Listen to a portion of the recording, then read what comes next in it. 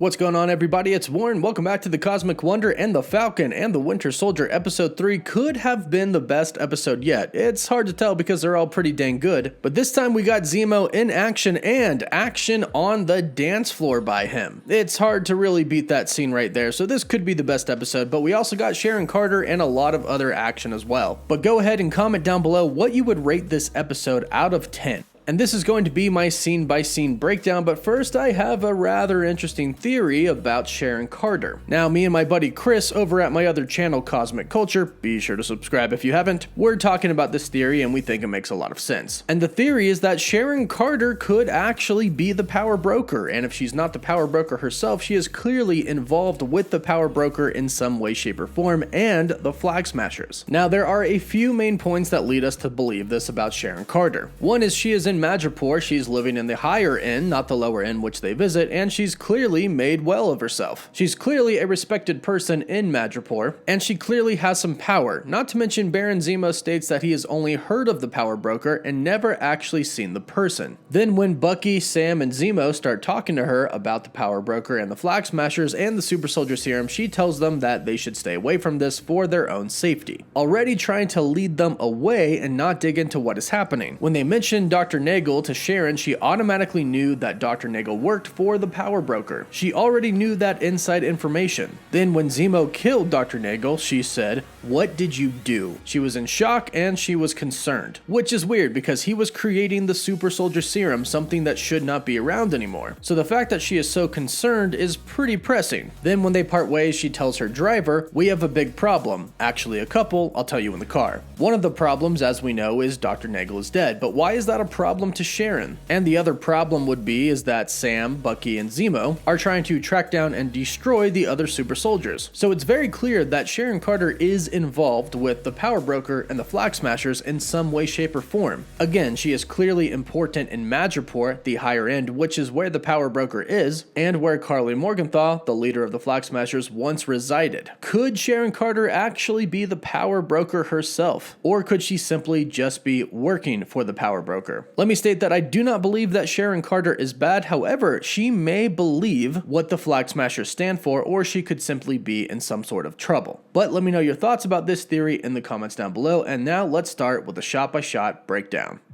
Now, when we start off the first part of the Falcon and the Winter Soldier episode 3, we feel like we're kind of watching WandaVision because we are getting yet another commercial during the middle of the episode. WandaVision was notorious for having sometimes confusing commercials and sometimes commercials that slapped you right in the face with some big Easter eggs. However, this one seems pretty upfront, at least on the surface. It is telling us about the GRC, who we were introduced to last episode. The Global Repatriation Council. Reset, restore, rebuild. Now, from this episode and the last episode, it's pretty clear that the purpose of the GRC is to help people who were snapped and came back to adjust to this new world that everybody is now living in. And in the commercial, it says that they help people navigate changes to society, laws, and borders. This brings us back to what Rhodey said to Sam in the very first episode. He talked about how the world kind of fell apart during that 5-year blip period. Countries that used to be allies and friends with each other were no longer allies. Borders were shut to some countries and laws were changed. Now, how they help, we're unsure yet. They haven't really told us. All they've really told us is that they help provide resources. It is clear that they have some vaccines and medicine, as the Flag Smashers stole some medicine and vaccines from them in the second episode. Now, on the surface, and due to this commercial, it does seem like they are a legitimate company. However, the very next scene that we get is of a police van rolling up in Munich, filled with a SWAT team and the new Captain America John Walker, and right on the side you can see GRC. So yes, they are claiming to help people, and maybe they are, but they're also funding a militia. And we're already seeing how different John Walker's Captain America is from Steve Rogers' Captain America. As he walks out of the van, he says, "Don't give him a second to delete, shred, or breathe." And when he finally does talk to the man, he ends up assaulting him. Now, this is the man from the last episode, episode 2, who was helping out the Flag Smashers. He believes in their cause, and he helped them by giving them a place to stay and hide. So that's why John Walker and Lamar Hoskins are there to interrogate this person, to see if they know where Karli Morgenthau is, the leader of the Flag Smashers. And we kind of see John Walker's ego come out here. The Captain America title is going to his head as he says, "Do you know who I am?" And then then something rather interesting happens to him outside. The music gets a little eerie and John Walker touches his forehead, and also the footage starts to get a little bit blurry, implying that he's in some sort of pain. Now, what I do think could be happening here is that John Walker has received some type of super soldier serum, perhaps a non-perfected version that could be giving him some side effects. After all, the original Captain America did have a super soldier serum, so why wouldn't the new one have one? Now, they can't manage to track down Karli, so instead they decide to try and track down Sam and Bucky, believing that they will lead them to her eventually. Meanwhile, Bucky and Sam are going to visit Zemo. Zemo, of course, was the person who in Civil War was out to get all of the remaining super soldiers. He wanted to kill them all, and he also wanted to separate the Avengers. And he did so. At the end of Civil War, T'Challa, Black Panther, rest in peace, stopped him from killing himself, and they threw him in jail after that. And that's where Bucky and Sam visit him. Now, when Bucky first goes into Zemo's cell, Zemo starts listing the code words to activate the brainwashing inside of Bucky. Now, of course, Bucky is no longer brainwashed, and the Winter Soldier inside of him can no longer be activated. This is why Bucky was in Wakanda after Civil War. Shuri and T'Challa helped rid him of his brainwashing, and it was a success. He's no longer brainwashed, and Zemo knows that, but he was testing to see how he would react. Bucky tells Zemo that somebody recreated the super soldier serum, and Zemo is deeply concerned about this because remember, his whole entire purpose before was to set out and get rid of the super soldiers. Zemo realizes that Bucky is coming to him because he thinks Hydra is behind it, and Zemo knows a ton about Hydra and he actually knows where to start. So breaking him out of jail begins. However, he does not tell Falcon at first. Instead, he tells him that he thinks Zemo should be broken out of jail, something that Sam finds clearly absurd considering what he did to the Avengers, and considering the fact that he killed King T'Chaka, father of T'Challa, Black Panther, and he also states that Wakanda has definitely not forgotten about that, which ties into the final scene of this episode, like we talked about in the beginning of this video. Now, Bucky tells Falcon about his plan to break Zemo out of prison, starting with a prison riot that Bucky actually instigates. He gives a tiny little note to an inmate saying that the person that he is playing chess with is going to kill him, so he needs to kill him first. This starts a riot that leads to a series of events of Zemo escaping prison, in which, as Bucky is finishing his story to Falcon about how Zemo could break out, Zemo actually shows up. Zemo takes them to a garage where his family has collected many things over time, and he finds his iconic purple mask. Now, in the comics, Zemo wore the mask so he could hide his identity during World War II. He would go on to be exposed to some adhesive X, and the mask fused to his face. However, in the MCU, it's obviously a little bit different. Now, there was a theory that the purple mask was inspired by Thanos. However, since the mask was in his garage, he clearly had this way before Thanos came into the picture, putting an end to that theory. Now, Zemo took down the old Winter Soldier program, and he says that he has no intention on leaving his work unfinished. And since he has some experience of tracking them down, he knows where to go, and that is Madripoor, to visit a person named Selby. And more on her in just a bit. They go to Madripoor in Zemo's private plane because, as it turns out, he's rich. He's a baron. His family was royalty until his country was destroyed, which is ironically when he began to go and try to take out superheroes. Now, on the plane, we figure out that Zemo has actually stolen the little book that Bucky is using to keep the names of the people that he wronged. However, he is hiding it in his own book titled Das Nein in der Liebe, which translates to The No in Love. This book is about relationships and how to help them. Very fitting considering the fact that Falcon and Bucky's relationship is kind of rocky to begin with. But thanks to Sam, we find out that that book was actually Steve Rogers. He had it with him when he went under the ice. It seems like Steve gave it to Bucky before he left. Which brings us to the point that we saw Steve give Falcon the shield, but we didn't see anything else after that. He probably talked to Bucky after, and we don't know what they talked about. But perhaps we could get a little bit of a flashback and see Old Man Cap and Bucky talking at some future episode. Zemo talks about super soldiers and superheroes, how people view them as icons, as symbols, but the only problem with that is that people forget about their flaws. And this actually applies to the current new Captain America, John Walker. He's put on this pedestal as the new Captain America, and everybody seems to love him. However, as we have seen and are starting to see a little bit more of, he is deeply flawed. And it looks like he could even end up becoming bad and doing some major damage. Now, before the team gets to Madripoor, Zemo explains that they just can't walk in as themselves, and Bucky is going to have to become somebody that he claimed was gone, the Winter Soldier. And Sam's character is a character by the name of Conrad Mack. Conrad Mack, as they say in The Falcon and the Winter Soldier's nickname was the Smiling Tiger. This is because he was actually pretty feral and kind of part man and part tiger. He had claws and orange skin. In the comics, he stole the Avengers' Quinjet and landed in Madripoor and stayed there, which is why Falcon is disguised as him. Now we see a photo of him, and that's clearly not the case in the MCU, and this photo is actually just a picture of Anthony Mackie, dressed up, as Sam describes it, as a pimp. And from here, the show starts to escalate rather quickly. We enter Madripoor, a city with no laws, a city full of criminals. Now, as I've talked about in the past in previous videos, Madripoor is a big location in Marvel Comics. It has a huge connection to the mutants and X-Men, and a very particular connection with Wolverine. Now, although no mutants were shown in The Falcon and the Winter Soldier episode 3, at least that we know of, as Zemo, Sam, and Bucky go into Madripoor, we do see a sign that says Princess Bar. This is a location that Wolverine often went to in the comics. So they are giving us these tiny little Easter eggs that are connecting to the mutants and some big X-Men characters here.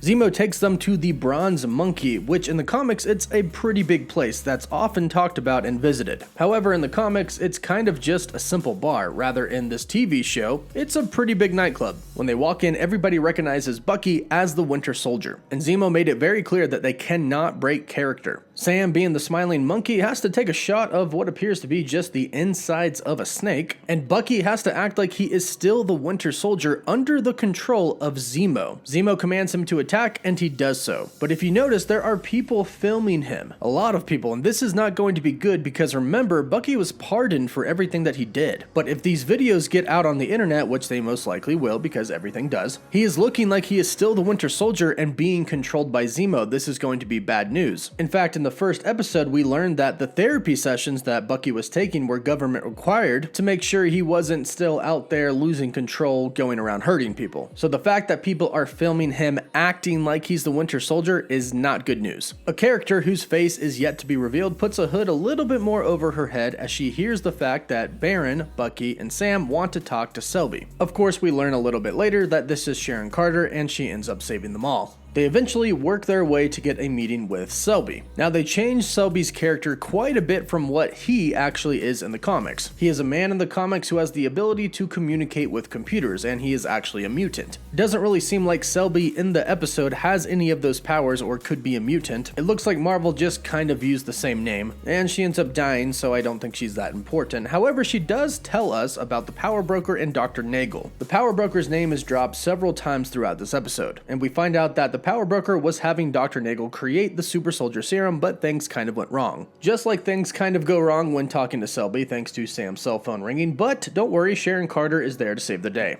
Now, it seems like she is the one that kills Selby, but in the street when she learns about why they're there, she says, "That explains why you're here and why Selby is dead." So perhaps somebody else was behind that, but I'm still going to say I'm about 70% sure it was Sharon who shot her. Now, we learned that Sharon has been on the run since Civil War, getting Captain America's shield for Steve Rogers and getting Falcon his wings in order to help Bucky. She had to go to Madripoor to get off the grid, and it looks like she's made a pretty good living for herself as a real hustler, as she calls herself. She has real authentic artwork from Monet, Van Gogh, stealing them from the actual museums where they sit, replacing them with fakes, and then she sells them to her clients. Sharon is kind of deflated after the events of Civil War and Avengers Infinity War and Endgame, talking about how the hero deal is kind of hypocrisy. Sam also questions this because he questions him giving up the shield, later on stating that he should have destroyed it. They tell her they're looking for Dr. Nagel, and Sharon automatically knows that he works for the Power Broker. Again, I talked about my conspiracy behind Sharon Carter in the beginning. I think she could actually be the Power Broker herself or work directly for the Power Broker. Whatever it is, in the end, I do think she will be good. She goes to find more information and tells everybody not to get into trouble, but everybody is in trouble because Zemo busted out the sickest dance moves ever and nobody stands a chance against him. Usher or Bruno Mars could walk into the building and Zemo would put them to shame.